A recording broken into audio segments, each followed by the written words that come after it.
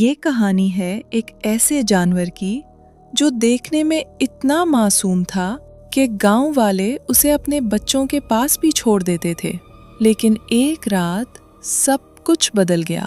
پاکستان کے ایک چھوٹے سے گاؤں کے قریب گھنا جنگل تھا، جہاں رات ہوتے ہی عجیب آوازیں آنا شروع ہو جاتی تھیں، لیکن گاؤں والوں کو ایک جانور پر کبھی شک نہیں ہوا۔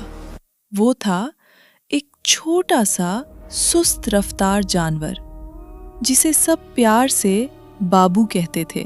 بابو اکثر رات کو گھروں کے قریب آ جاتا، بچے اس کے ساتھ کھیلتے، لوگ اسے دودھ دیتے، سب اسے بے ضرر سمجھتے تھے، لیکن کسی کو نہیں معلوم تھا کہ وہ اندر سے کتنا خطرناک ہے۔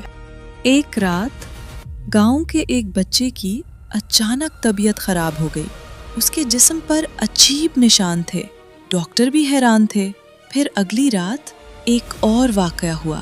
گاؤں کے ایک بزرگ نے فیصلہ کیا کہ وہ رات کو جاگ کر دیکھے گا۔ جب سب سو گئے تو اس نے دیکھا وہی معصوم بابو آہستہ آہستہ بچے کے قریب جا رہا تھا اور اچانک اس نے کاٹ لیا۔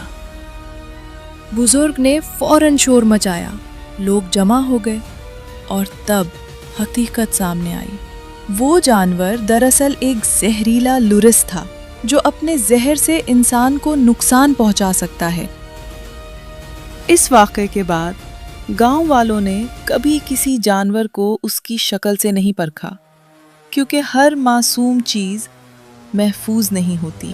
اگر آپ کو ایسی سچی اور خطرناک کہانیاں پسند ہیں تو ابھی سبسکرائب کریں، کیونکہ اگلی کہانی اس سے بھی زیادہ خوفناک ہوگی۔